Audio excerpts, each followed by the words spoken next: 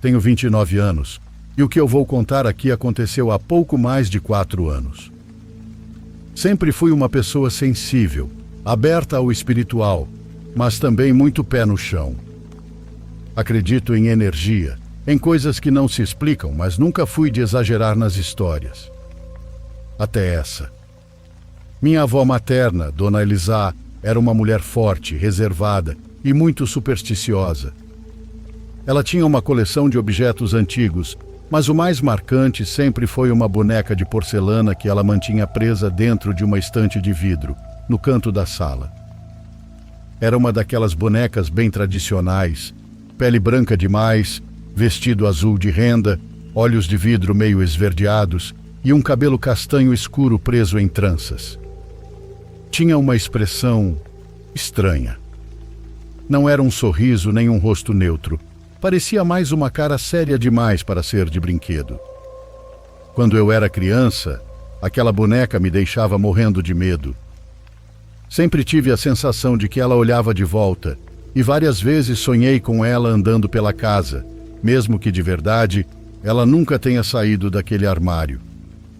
Minha avó dizia que tinha ganhado de uma tia de Blumenau quando era pequena e que a boneca devia ser respeitada. Nunca brincávamos com ela. Depois que minha avó faleceu por conta do Covid, minha mãe não quis ficar com quase nada do que era dela. Mas eu, por algum motivo que nem sei explicar, pedi para ficar com a boneca. Acho que foi uma mistura de carinho e curiosidade. Mesmo achando ela estranha, era algo que me lembrava da minha infância e da figura forte da minha avó. Levei a boneca para casa e deixei ela no quarto de hóspedes, em cima da cômoda. Na primeira noite eu vi.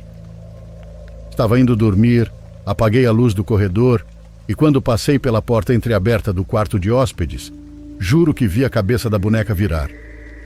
Foi coisa de um segundo no canto do olho. Voltei, acendi a luz e, claro, ela estava no mesmo lugar, virada para o mesmo lado. Tentei não pensar muito para não me assustar demais. 2 dias depois estava configurando um celular novo, quando ouvi um barulho no chão. Fui até o quarto e encontrei a boneca caída, longe da cômoda. Não tinha vento, não tinha janela aberta e ela era pesada. Não dava para simplesmente cair daquele jeito. Coloquei ela de volta e fechei a porta. Na semana seguinte, minha mãe veio me visitar. Estávamos na sala tomando café e quando ela olhou para a parede ficou branca. A boneca estava em pé, encostada no pé do móvel, bem embaixo do retrato da minha avó.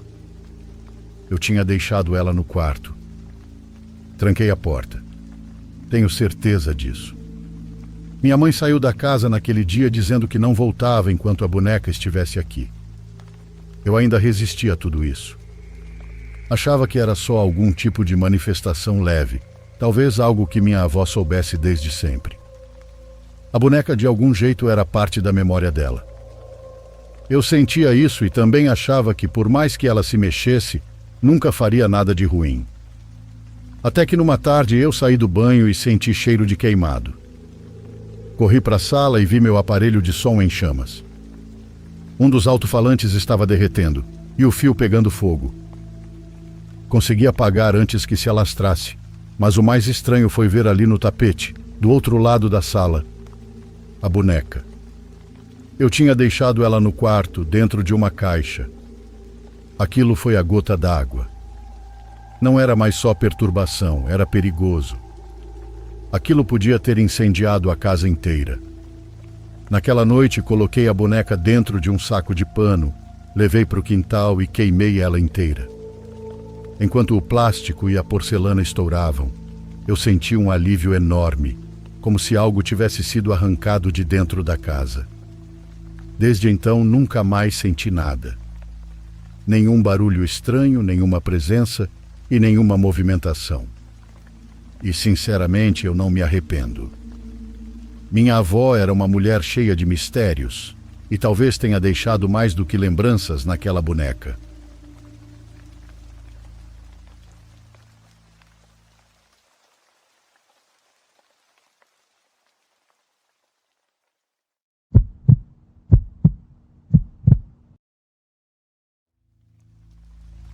Me chamo Bento e meu sítiozinho, onde estou sentado agora mesmo, nem sempre foi tão silencioso.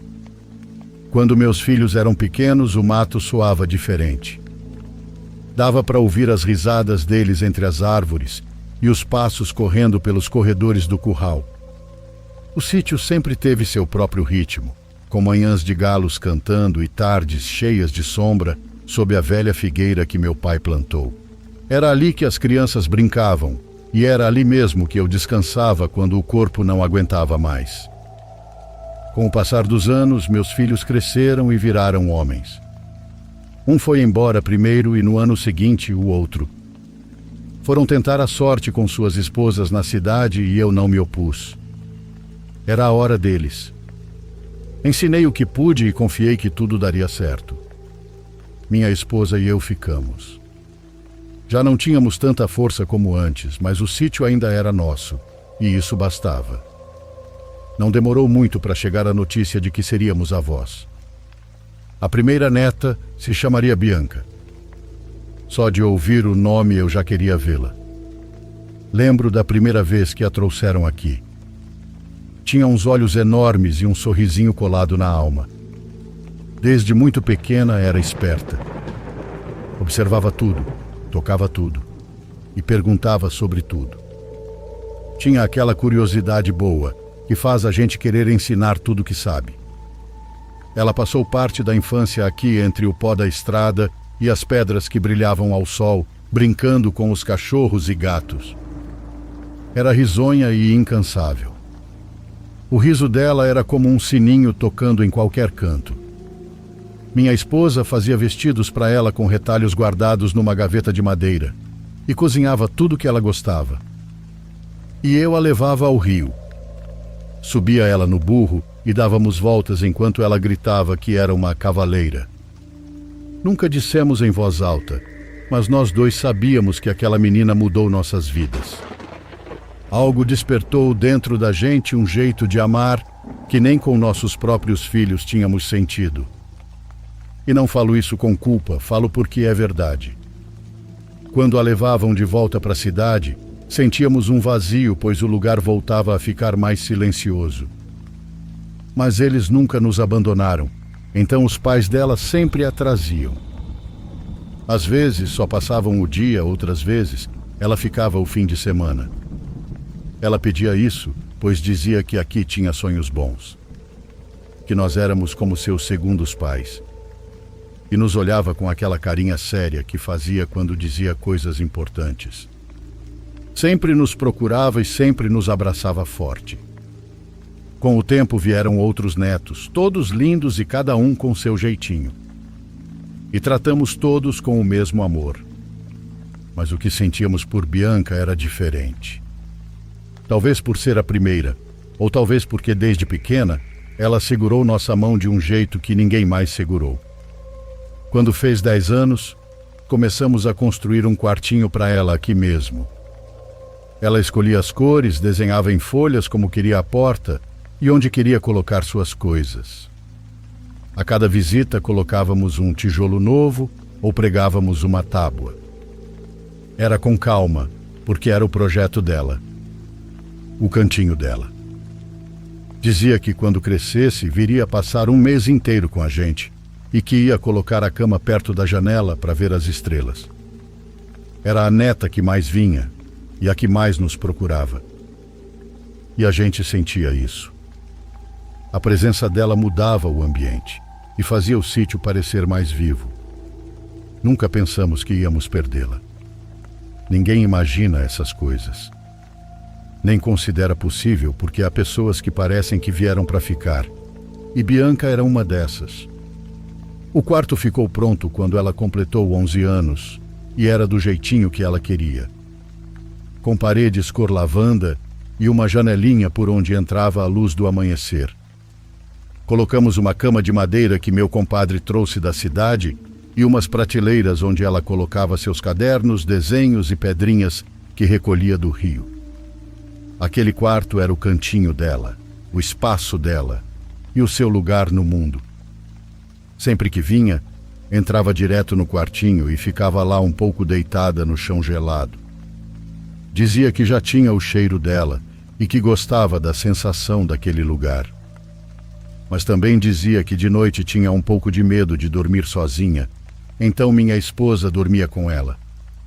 Colocava um cobertor a mais e contava histórias até que pegasse no sono. Às vezes eu ouvia as duas conversando baixinho no outro quarto, como se trocassem segredos. E meu peito se enchia de uma coisa tão boa, porque quando a gente envelhece é só isso que queremos. Bianca se tornou muito próxima de nós. Não só como neta, mas como uma companheira e parte da casa. Aos 14 anos já sabia cavalgar direitinho, e aquilo fazia parte da vida dela. E não era incomum, porque aqui as crianças aprendem desde cedo. Alguns mal sabem andar e já estão em cima do cavalo. Assim foi com meus filhos, e assim foi com ela. E eu me sentia tranquilo porque ela era cuidadosa. Sabia por onde andar e não ia longe demais. Às vezes pedia o cavalo só para dar uma volta, trançava o cabelo, colocava o chapéu e dizia que era só um instante. E eu emprestava sem pensar muito. Era o jeito dela se sentir livre e respirar o ar do campo. Ela gostava muito de ir para os lados da plantação, rodear o riacho e ver as nuvens. Mas teve uma tarde que não foi como as outras. Faltavam quase 3 meses para a festa de 15 anos dela. Estava tudo planejado e o vestido já tinha sido encomendado. Ela mesma escolheu a cor, e eu já imaginava ela entrando com um vestido longo, de braço dado com o pai. Naquela tarde me pediu o cavalo, como sempre, e a vi se afastando pelo caminho. Lembro bem do cabelo dela e do riso quando o cavalo começou a trotar. Foi uma imagem tão viva que ainda tenho aqui, na cabeça, como se tivesse acontecido ontem. Depois me sentei com minha esposa para tomar café e conversamos um pouco. O sol começou a cair e, de repente, percebi que já eram quase 6 horas. Ela não tinha voltado. No começo não me preocupei, pois talvez tivesse se distraído no rio, coisa que fazia bastante. Mas deu 7 horas e nada, então saímos para procurar. Caminhamos pelos trilhos chamando o nome dela. A luz foi sumindo e a cada minuto o coração apertava mais. Encontramos ela quase sem enxergar mais nada, caída sobre uma pedra e com o cavalo solto mais adiante. O corpo não se movia e a pele estava fria. Não havia mais o que dizer. Bianca tinha perdido a vida. Assim, de repente, sem aviso, sem explicação, e 3 meses antes da sua festa de 15 anos. Quando a vi caída ali, o ar sumiu dos meus pulmões. Corri, mas meu corpo não se mexia e senti como se minhas mãos não fossem minhas. Me ajoelhei ao lado dela e toquei sua pele fria. Falei com ela, mas não respondeu. Gritei o nome dela várias vezes, mas nada. Pernas tremiam, mas a ergui. Peguei nos braços como quando era pequena e adormecia depois de correr o dia todo. Carreguei como pude e comecei a andar de volta para o sítio. Chorava sem parar, pedindo a Deus que a salvasse. Supliquei para que não a levasse, que não fizesse isso com a gente, que deixasse a gente com ela só mais um pouco. Senti que os joelhos iam estourar a cada passo, mas não liguei, pois tinha que chegar mesmo sabendo lá no fundo que não havia mais o que fazer. O peso nos meus braços era estranho. Não era como quando a colocava nos ombros ou a balançava na rede. Era um peso que não fazia sentido. Como se meu corpo inteiro recusasse aceitar o que estava acontecendo. Mas eu não a soltei, dizendo que faltava pouco para a festa, que o vestido estava pronto e que todos queriam vê-la dançar. Falava baixinho, falava alto e implorava aos céus que a devolvesse. Rogava pelo amor de Deus que não fosse embora, que ainda era uma criança e que era nossa menina. Eu chorava como nunca tinha chorado. Não conseguia parar. Meu peito doía, minha garganta se fechava e minhas mãos tremiam tanto que mal conseguia segurá-la. Cada passo era mais difícil. O caminho parecia eterno, e mesmo assim eu não parei, porque sentia que se a soltasse, eu também ia desmoronar. A abracei forte, encostei o rosto no meu peito como quando ela era bebê e tinha medo dos trovões. Disse a ela que tudo ia ficar bem, mesmo sabendo que era mentira. Minha mulher me viu chegar de longe, caiu de joelhos no chão e começou a orar. Eu não conseguia falar, só seguia caminhando, e quando cheguei na minha esposa, ela desabou.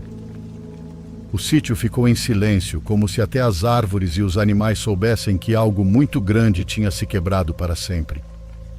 O que eu ia dizer ao meu filho? Como explicaria que perdi o que eu tinha de mais valioso? E naquele dia não perdemos apenas nossa neta. Naquele dia foi embora uma parte de nós que nunca mais voltou e que até hoje eu não entendo porquê. O golpe foi duro para todos. Nas redondezas, a notícia se espalhou rápido, já que minha neta era querida por todos. Muitos a conheciam. A tinham visto correr pelo mercado ou andar a cavalo pelos caminhos. Até as professoras choraram quando souberam. Mas para nós a dor era 1000 vezes pior. Era como se uma parte de nós tivesse sido apagado. Não contei a ninguém, mas sentia como se tudo fosse culpa minha por ter emprestado o cavalo a ela, por não ter ido com ela e por ter achado que tudo ia ficar bem como sempre. À noite me deitava no quarto dela. A cama era pequena e mal cabíamos eu e minha esposa, mas lá ficávamos os dois em silêncio. Às vezes chorávamos sem dizer nada. Só sentíamos o corpo estremecer aos poucos, sem saber como seguir. Era muito difícil aceitar que ela não estava mais ali e que não ia sair com seu chapéu pedindo para montar. Era uma ausência que se sentia em tudo, até no ar. E o pior era saber que aquele quartinho que fizemos com tanto amor não ia tê-la mais dentro. Às vezes, minha esposa passava um pano nos móveis dela, limpava as prateleiras e arrumava os lençóis como se Bianca pudesse chegar a qualquer momento. Todas as manhãs, antes de ir ordenhar ou sair para o pasto, eu olhava para o quarto dela. Fazia isso sem pensar, como se meus olhos ainda a procurassem, como se esperasse vê-la espiando pela porta e me cumprimentando. Mas só estava lá a janela, com a cortina que ela mesma tinha escolhido. E quando eu vi aquilo, meu coração se apertava com um lembrete do que já não ia acontecer. Até os animais pareciam diferentes.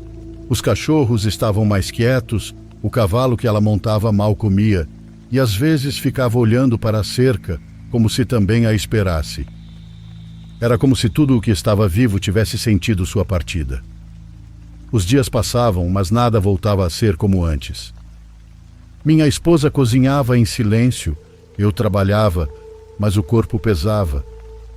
Às vezes me sentava à sombra da figueira e pensava em como ela ria e em como corria descalça pelo quintal. Doía a cabeça de tanto lembrar, mas eu não conseguia evitar. Ela era parte de tudo o que fazíamos, e agora só restava o silêncio. O sítio sem Bianca já não era o mesmo, e embora o tempo seguisse, algo dentro de nós ficou preso naquela tarde em que ela não voltou, naquela pedra onde deixamos uma parte da alma. Uma tarde voltei do pasto mais cansado que o normal, pois tinha passado o dia inteiro mudando cercas com meu compadre e o sol tinha me castigado o dia todo. Entrei em casa e minha mulher me esperava na cozinha, com os olhos estranhos. Não estava chorando, mas dava para notar algo, como se estivesse há muito tempo pensando no que me dizer. Me ofereceu café, sentou-se na minha frente e ficou calada.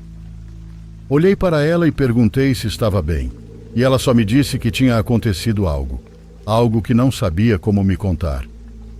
Senti o peito apertar. Pensei que alguém tinha adoecido ou que alguma desgraça tinha acontecido de novo. Mas ela me disse que não, que era algo diferente, e que não queria que eu achasse que ela estava ficando louca. Disse assim, com essas palavras. Contou que naquele mesmo dia à tarde, tinha saído para regar as plantas do quintal. Estava calor e ela quis jogar água no jambolão perto do quarto da nossa neta. Me contou que enquanto movia a mangueira, algo a fez olhar para a janela do quarto, e foi aí que ela viu. Disse que viu claramente alguém andando lá dentro.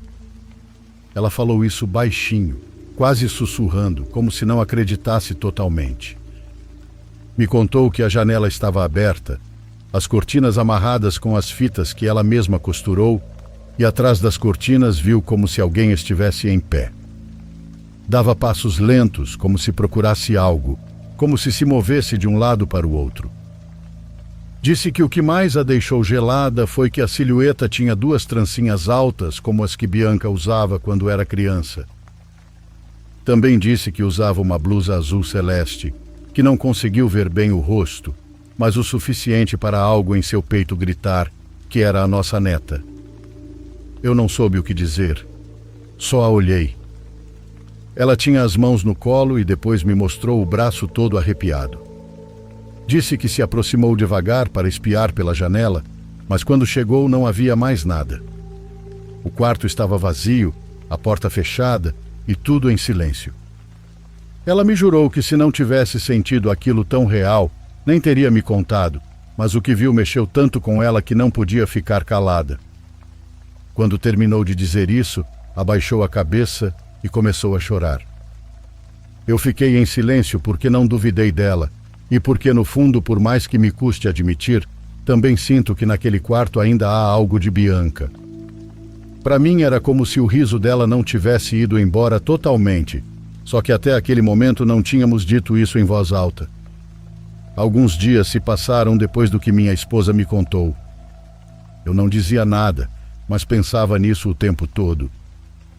Levantava mais cedo do que o normal, e às vezes ficava olhando para a porta do quarto da minha neta por um bom tempo antes de sair.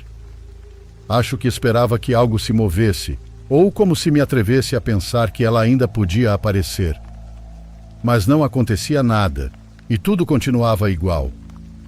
Numa manhã, enquanto eu ordenhava, aconteceu algo que nunca consegui esquecer.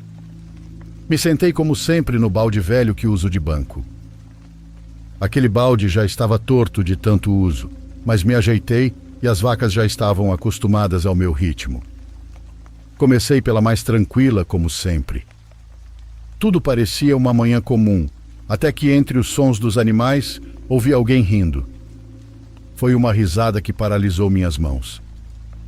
Fiquei quieto, pensei que fosse uma ilusão minha, mas depois o som se repetiu e aí sim eu congelei porque reconheci. Era a risada da Bianca, aquela risada suave que ela soltava quando se escondia entre as árvores para que fôssemos procurá-la. Não me levantei de imediato, fiquei agachado com a testa quase encostada no lombo da vaca, escutando. Olhei para frente, por baixo das ubres, e então a vi. Havia alguém parado atrás de uma das vacas maiores, a alguns metros de distância. Não conseguia ver quem era, só via da cintura para baixo, mas os detalhes ficaram gravados em mim. Parecia usar uma saia longa, estava descalça, e os pés cobertos de lama até os tornozelos. E eu não sei como explicar, mas me lembrou a Bianca quando entrava no rio e voltava toda enlameada. Aquela figura murmurava algo e eu não entendia direito. Era como se estivesse conversando com alguém ou repetindo sem parar. E de repente saiu correndo. Assim do nada, como se estivesse brincando de esconde-esconde. Tentei me levantar, mas o balde onde eu estava sentado escorregou para trás. Perdi o equilíbrio, caí de costas no chão e o baque assustou as vacas. Todo o curral se agitou, as vacas mugiram e algumas recuaram. Levantei como pude, sacudindo a poeira, com o peito batendo como tambor. Fui direto para onde a tinha visto. Chamei seu nome sem pensar, mas não havia ninguém. Nem pegadas, nem rastro. O curral estava como sempre. Só o som dos animais e o sol subindo devagar por cima do morro. Fiquei ali parado um bom tempo, sem coragem de voltar de imediato, porque no fundo eu sabia que o que tinha visto não era uma ilusão. Eu tinha sentido aquilo. Naquela mesma noite, depois de jantarmos em silêncio como tantas outras vezes, minha esposa me disse que precisávamos fazer alguma coisa. Comentou que andava pensando muito em tudo isso, e que, embora fosse difícil dizer, talvez nossa neta não estivesse em paz. Disse que a mãe dela sempre lhe ensinou que os mortos não voltavam, que quando partiam, partiam de vez. Ela não queria inventar coisas, mas não encontrava outra forma de explicar o que estávamos vivendo. Olhou nos meus olhos e disse que o melhor seria rezar por ela, não por medo, mas por amor. Então, naquela noite, entramos juntos no quarto. Não acendemos a luz, e sim deixamos a claridade da lua entrar pela janela. Sentamos na beira da cama e minha esposa tirou o rosário. Eu não disse nada, apenas fiz o sinal da cruz. Rezamos algo simples.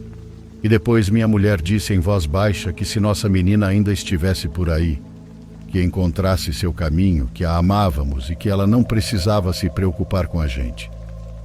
Acendemos uma vela e a deixamos sobre a prateleira, ao lado dos desenhos dela. Naquela noite dormimos melhor. Não que tudo tivesse desaparecido. A dor ainda estava lá, mas algo parecia mais calmo. E assim fizemos por vários dias. Toda noite entrávamos no quarto antes de dormir, rezávamos em voz baixa e sempre deixávamos uma vela acesa. Não era para espantar nada, era para iluminar seu caminho. Uma tarde estava voltando para casa depois de ajudar um vizinho com o telhado que foi levado pela chuva. Eu caminhava tranquilo, pensando nas coisas que precisava fazer antes de escurecer. O sol estava se pondo devagar e o ar parecia tremular, como se anunciasse uma tempestade que nunca chegava. A poucos metros da trilha, bem onde fica uma grande árvore, vi algo que me fez parar de repente. Era alguém que não se movia muito, mas parecia querer subir na árvore. A primeira coisa que notei foi o vestido longo, azul céu, igualzinho ao que minha neta usou no aniversário de 12 anos. Foi a primeira coisa que me veio à cabeça, porque essa cor eu nunca esqueci. A figura era comprida e de longe parecia um cachorro sobre duas patas. Não dava para ver o rosto, mas o corpo era magro, com mãos e pernas mais longas que o normal. Era algo muito estranho. Meu cachorro, que vinha comigo, começou a latir na mesma hora. Latia como se estivesse com medo, mas não se aproximava. Apenas ficava ao meu lado. A figura parecia tentar subir na árvore. Esticava os braços como se tateasse o tronco, mas não subia. Movia-se devagar, com uma calma que me gelou a pele. E então, sem aviso, se escondeu atrás dela, como se entrasse na casca. Fiquei parado ali por um bom tempo, com o cachorro colado na minha perna como um carrapato. Não falei nada quando cheguei em casa. Apenas guardei a imagem no peito como um espinho. Porque por mais que eu tentasse pensar outra coisa, eu sabia que aquilo não era desse mundo, não. Alguns dias depois, justamente quando estávamos prestes a nos deitar, entrei como de costume no quarto da Bianca para acender a vela. Mas mal dei alguns passos e parei. Havia algo no canto, sobre o móvel onde ela colocava seus desenhos. Era uma maçã toda seca, como se estivesse ali há semanas. Mas eu sabia que aquela maçã não estava lá no dia anterior.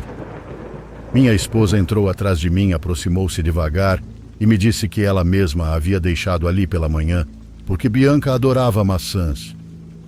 Ela disse que colocou ali com carinho, mas ver a fruta apodrecida daquele jeito lhe deu uma sensação estranha no corpo. Peguei a fruta com cuidado, levei até a cozinha e a cortei com uma faca. Ao abrir, senti um calafrio. Estava completamente podre por dentro. Nenhum de nós disse mais nada naquela noite.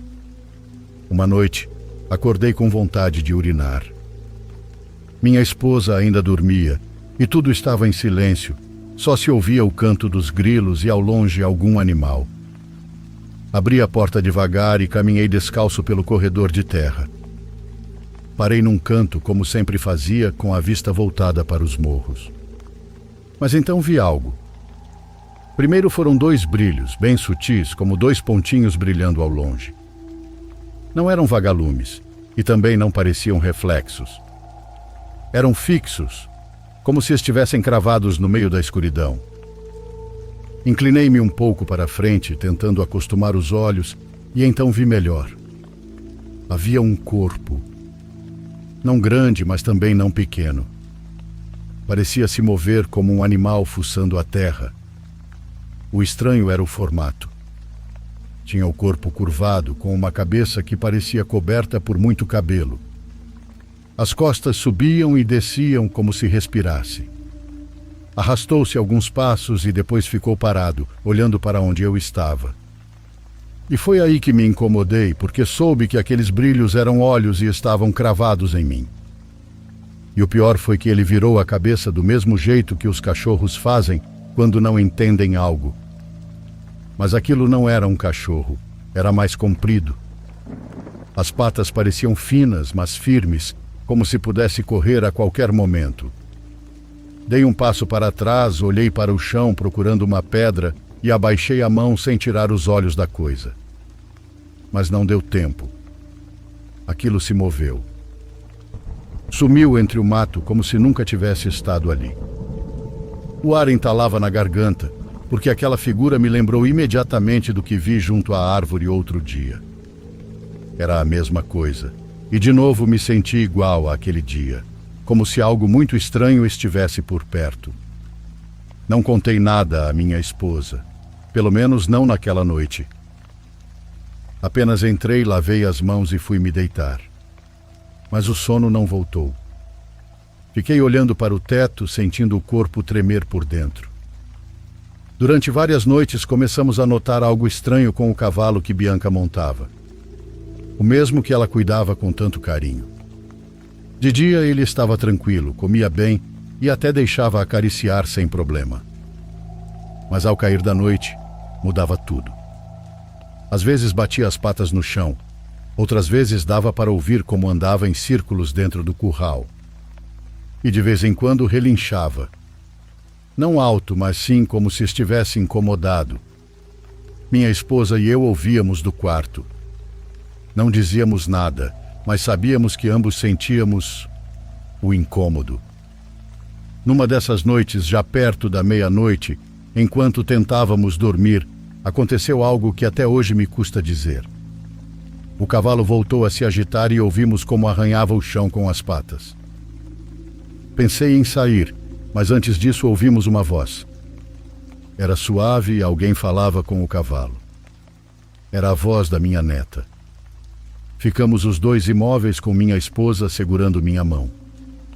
Eu não disse nada, mas o coração começou a bater mais rápido. Era o tom dela. O jeito como falava com o cavalo, como quando o acariciava. Dizia exatamente as mesmas palavras, mas o cavalo não se acalmava. Ele andava de um lado para o outro, como se não soubesse para onde ir. E então a voz ficou mais forte, mais rouca, como se tivesse dificuldade para sair da garganta. Era parecida, mas se ouvia irritada, como se estivesse com raiva, como se algo nela estivesse errado. O cavalo relinchou alto e bateu com a pata numa das tábuas. Minha esposa estremeceu, porque nunca tínhamos ouvido nossa neta falar assim e porque sabíamos que isso não era possível. Ela já não estava mais nesse mundo. Não pensei duas vezes. Levantei de súbito, acendi a luz do quintal e peguei a lanterna grande. Fui direto para o curral. A lanterna iluminava forte e não parei até chegar ao cavalo. O animal estava inquieto e se mexia de um lado para o outro. Ele estava úmido, como se tivesse corrido, e com os olhos bem abertos. Mas não havia ninguém com ele, nem uma sombra, nem um rastro, nada. Iluminei tudo ao redor e revisei cada canto. A única coisa que se ouvia era a respiração ofegante do cavalo e o som dos meus passos. Aproximei-me dele, falei com calma e passei a mão em seu pescoço. Demorou a se acalmar, mas aos poucos foi respirando mais devagar. Fiquei ali um tempo, sozinho, com a lanterna iluminando o chão e o peito batendo como se eu tivesse corrido o terreno todo.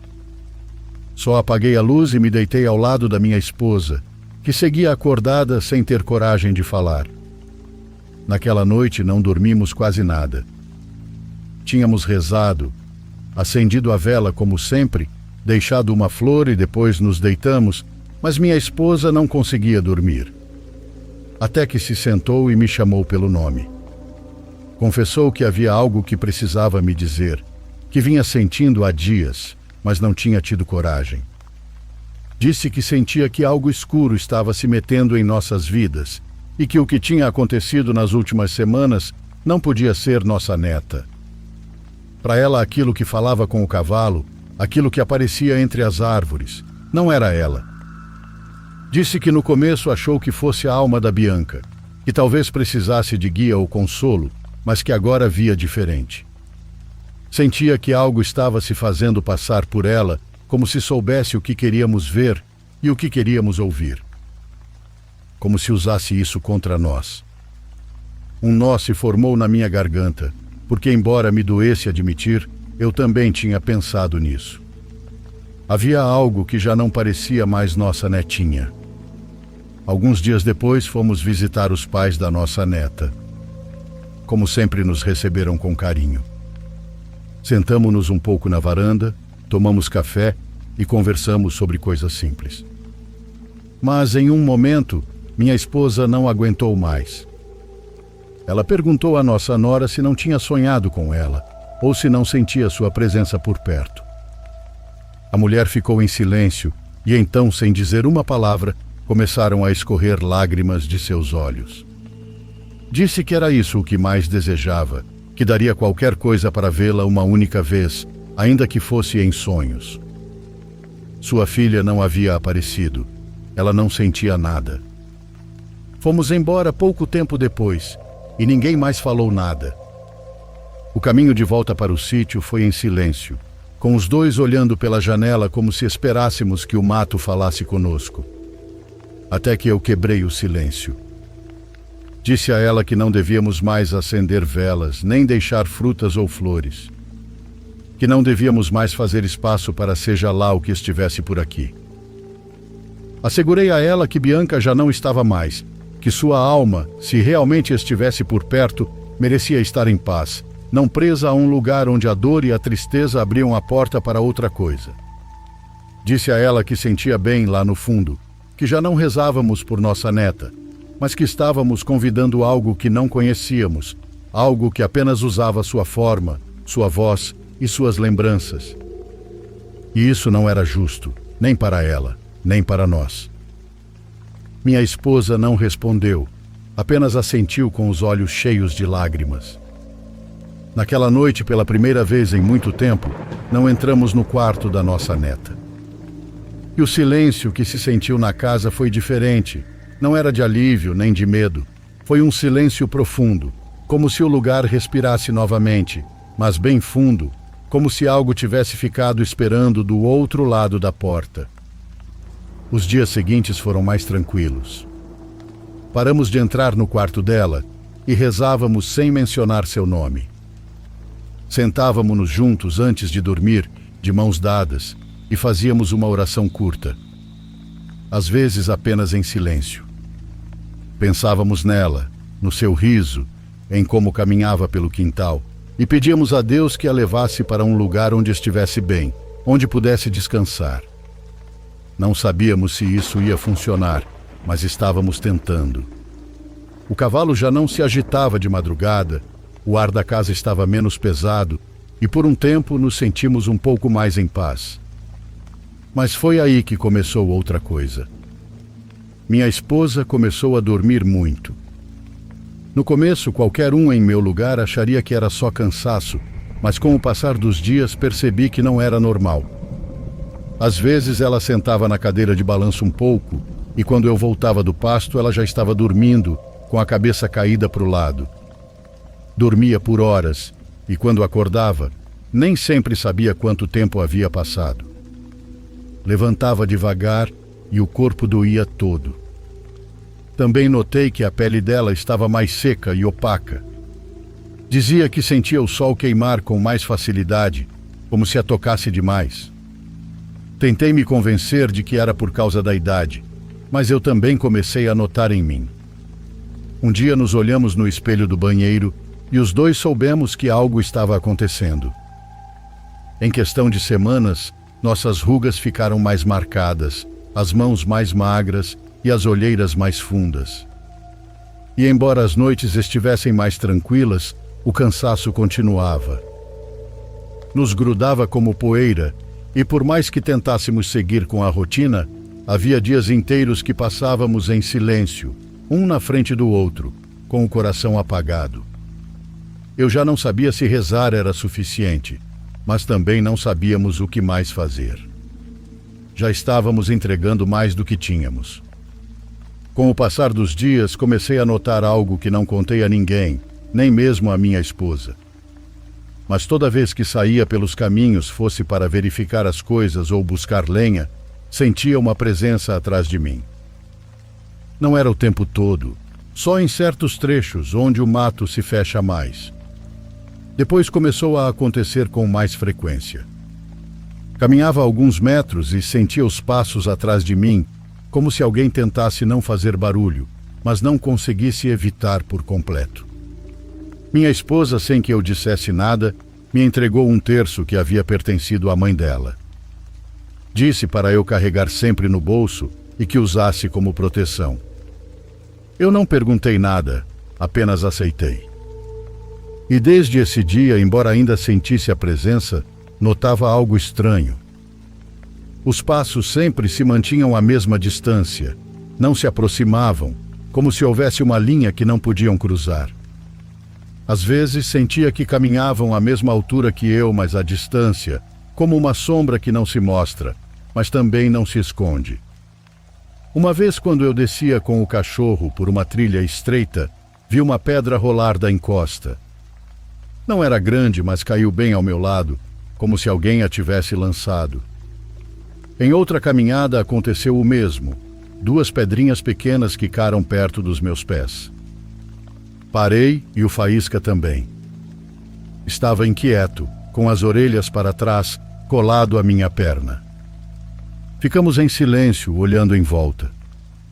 Não se ouvia nada, então apertei o terço no bolso, segurei com força e em pensamento, pedi a Deus que me protegesse e que não permitisse que meu coração se confundisse. Repetia para mim mesmo que aquilo não era a Bianca. E assim continuei, com as mãos tremendo e o cachorro ao meu lado, andando o mais rápido que podia sem correr.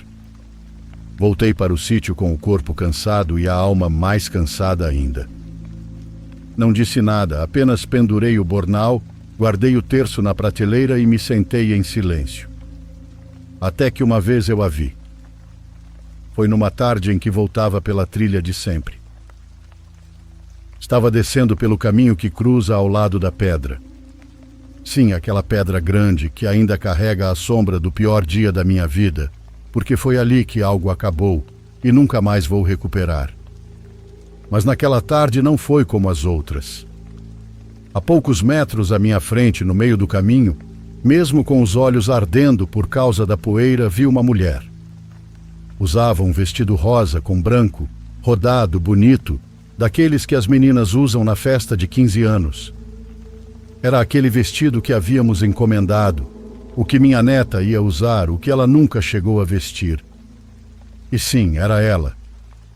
Estava ali de pé, a apenas alguns metros, com o cabelo preso, bem penteada, igualzinha à foto que usaríamos para o convite. Tinha um sorriso tranquilo, sem pressa. Me olhava sem falar e sem se mover. Tudo ao redor me parece parar. Os pássaros não cantavam e o vento não soprava. Só ela e eu. Senti a garganta secar. Não podia acreditar no que tinha diante de mim. Era a primeira vez que a via desde o dia em que a carreguei nos braços, desde que roguei a Deus que a trouxesse de volta. E agora ela estava ali, como se nada tivesse acontecido, como se os meses não tivessem passado. Quis dar um passo, mas algo dentro de mim disse que não. Não foi medo, foi mais um instinto. Eu não devia me mexer, apenas olhar. Então falei. Não sei como as palavras saíram, mas eu disse. Disse que sentia muito, que com todo o meu coração eu sentia. Falei que a amava com a alma, que sempre sonhei em vê-la crescer, que desejava vê-la se casar, ter sua casa e seus filhos. Disse que me partia o coração não vê-la ter tudo isso. E a vista se embaçou e as lágrimas caíram sem controle. Senti as mãos queimarem com o desejo de abraçá-la, de dizer ao seu ouvido o quanto todos nós sentimos sua falta e o quanto ainda precisamos dela. Mas eu sabia que não podia. Não sabia se era uma armadilha. Não sabia se era minha mente, minha consciência, meu coração partido tentando se remendar como podia. Fiquei ali parado, chorando, com o corpo tremendo, no meio do caminho entre as árvores. E ela apenas me olhava, com aquele mesmo sorriso de sempre, como se me desse permissão para soltar um pouco da dor. Não sei quanto tempo passou, só sei que quando limpei os olhos com a manga da camisa, ela não estava mais lá. E fiquei sozinho, com o silêncio, mas também com algo diferente, algo que não sei como explicar. Acho que era como se finalmente eu tivesse dito o que carregava guardado, como se mesmo sem tocá-la, eu tivesse conseguido me despedir. Os anos passaram, os netos cresceram e a vida seguiu seu curso como tem que ser. O sítio mudou em algumas coisas, mas em outras segue igual. Agora não moro mais sozinho, pois meu filho mais velho se mudou para cá com a esposa e o filho pequeno. Disseram que era para me ajudar com as coisas. Desde que minha mulher faleceu, meu filho não quis me deixar sozinho. Já não tenho a força de antes e me custa mais levantar. As mãos tremem quando afofo a terra, mas ainda consigo caminhar devagar por aí e ver como crescem as flores que minha esposa plantou. Às vezes me sento à sombra da figueira, com meu neto ao lado, e conto histórias de quando sua prima brincava neste mesmo quintal. Ele escuta com atenção, mesmo sem tê-la conhecido. Eu conto para que ele saiba quem ela foi e para que não seja esquecida. À noite, quando o corpo não me deixa dormir, às vezes sonho com minha netinha. São sonhos simples. Às vezes a vejo correndo pelo mato com seu chapéu, às vezes sentada na cama do seu quartinho. Esses sonhos vêm quando mais sinto falta dela. Também me trazem certo consolo, porque agora sinto que minha esposa está cuidando dela. Gosto de pensar que estão juntas. Gosto de acreditar que esse mundo não é fim de tudo, e quando chegar minha hora, espero poder me juntar a elas. Às vezes, quando fico sozinho no alpendre olhando o mato, lembro do que vivemos, de tudo aquilo que não entendemos. Nunca soube o que foi, nunca soube de onde veio, mas no fim não conseguiu nos fazer mal. Simplesmente foi embora. Se desfez como a fumaça de uma vela. Bom, só quero passar meus últimos anos em paz, com a memória tranquila, com amor e com tudo o que construímos aqui. Um abraço de Bento Gonçalves de Almeida.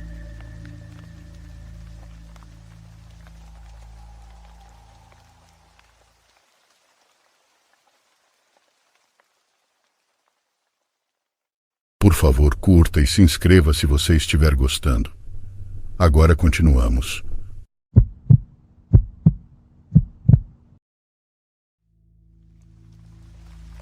Quando eu tinha 26 anos, fiz uma viagem de avião para San Diego, na Califórnia. Fiquei na casa de uma amiga por alguns dias e reservei um voo noturno de volta para casa. Meu voo pousou à meia-noite. Quando desembarquei e cheguei no ponto de transporte terrestre, já eram 00:40. Chamei um táxi aleatório na seção de táxis e dei ao motorista o endereço da minha casa. Ele disse que me levaria por $30, o que era um ótimo negócio comparado ao Uber. Ele saiu para me ajudar a colocar minha mala no porta-malas, mas eu disse que estava bem em colocá-la no banco ao meu lado. Ele levantou minha mala e a colocou no lado esquerdo atrás dele. Eu estava sentada na diagonal dele.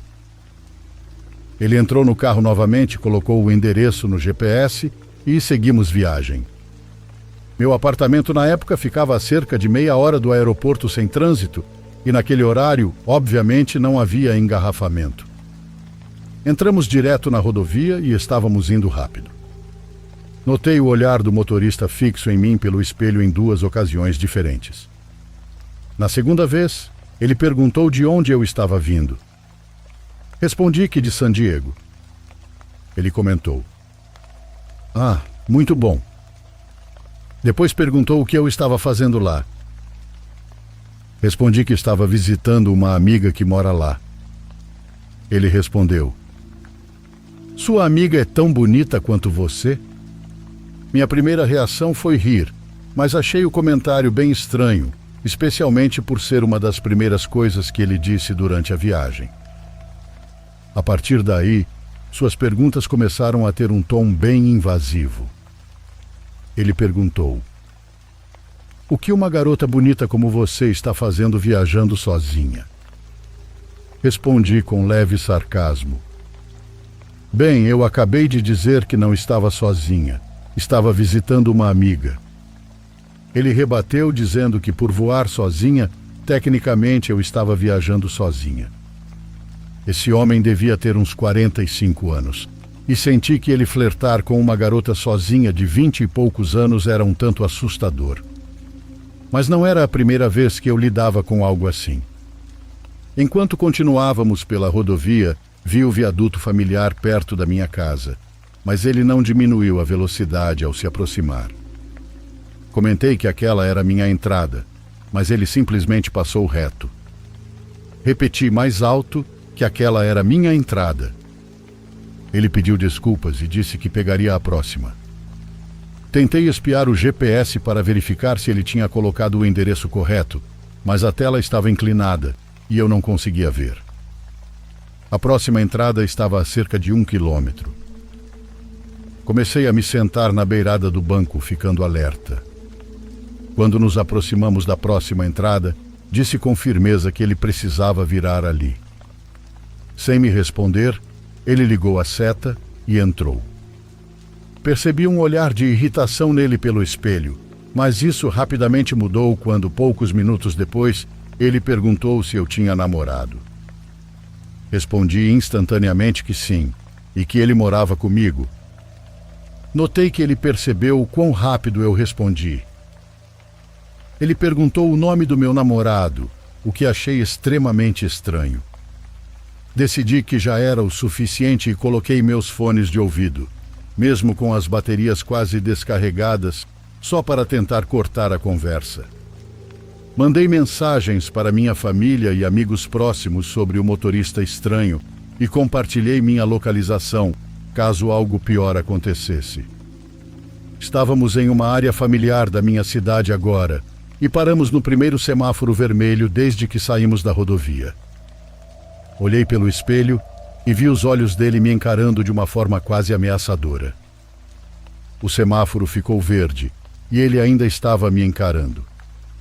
Tive que avisá-lo que o sinal havia aberto e ele começou a se mover novamente.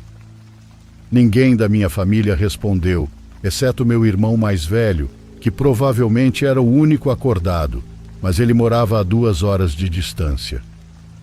Ele disse que se eu me sentisse ameaçada, deveria sair do carro.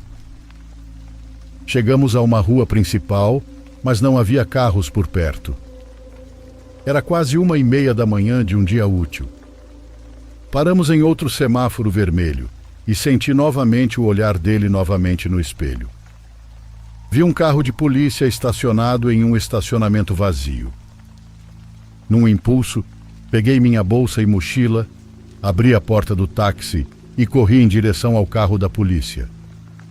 O motorista começou a gritar perguntando o que eu estava fazendo e tentou fechar a porta com o botão automático, mas eu a mantive aberta com força e saí correndo assim que havia espaço suficiente. Ele apenas dirigiu embora, o que já era um sinal muito suspeito. Quando vi que ele tinha ido embora, diminuí o ritmo e me aproximei do carro de polícia. O policial me viu, baixou o vidro e expliquei que o motorista do táxi parecia estar com intenções estranhas e saí por segurança. Pedi uma carona para casa e, felizmente, ele disse: "Entre no banco de trás."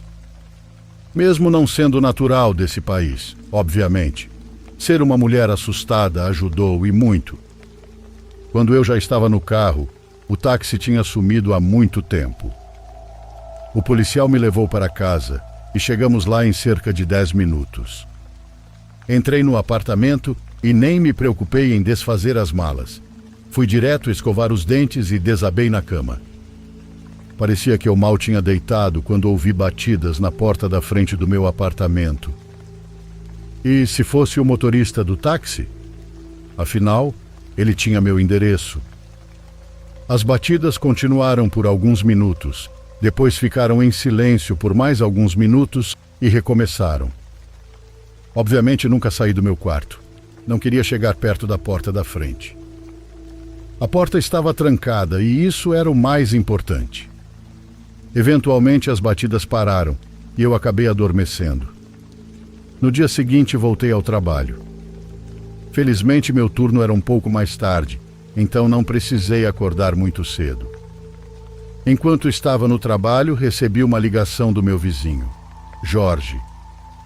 Ele disse que meu pai tinha passado lá antes tentando entrar no meu apartamento para deixar algo, mas ele não tinha a chave. Jorge estava ligando para confirmar se eu estava esperando meu pai, e eu disse que não. Jorge comentou que não viu meu pai deixar nada. Ele só estava olhando pelas janelas, o que chamou sua atenção. Agradeci e liguei para o meu pai. Como esperado, ele disse que estava no trabalho e não tinha passado pela minha casa. Aproveitei para explicar toda a situação com o motorista de táxi novamente, desta vez por telefone. Meu pai insistiu que eu fosse para a casa deles por alguns dias e eu concordei, mas disse que precisava passar na minha casa primeiro pegar minhas coisas. Depois do trabalho, cheguei em casa por volta das 21 horas. Lavei a roupa que havia deixado de lado na noite anterior e comecei a arrumar uma bolsa com roupas e coisas para o trabalho nos próximos dias. Algo no apartamento parecia estranho. Eu nunca fico nervosa por estar sozinha, mas naquela noite senti como se não estivesse só. No fundo, sabia que era por causa da situação desconfortável com o taxista, mas parecia que eu ouvia pequenos estalos no chão de madeira, como se alguém estivesse colocando peso em certos pontos, mas eu não conseguia identificar de onde vinham. Estava ficando assustada comigo mesma e tentei terminar de arrumar tudo rápido para sair. Foi exatamente quando eu estava pronta para sair que ouvi um rangido vindo do quarto de hóspedes. Virei-me e ouvi uma voz dizer: "Eu não ia te machucar." Então vi um braço surgindo de trás da parede e saí correndo para a porta da frente antes que ele sequer entrasse no corredor. Já do lado de fora, comecei a gritar e bater na porta do meu vizinho Jorge. Ainda era cedo o suficiente para ele e a esposa estarem acordados. Eles saíram correndo e implorei por ajuda. Em vez de entrar no meu apartamento, ligamos para a polícia e esperamos os oficiais chegarem antes de entrar. Meu apartamento não era muito grande, então verificar cada potencial local para se esconder não levou muito tempo.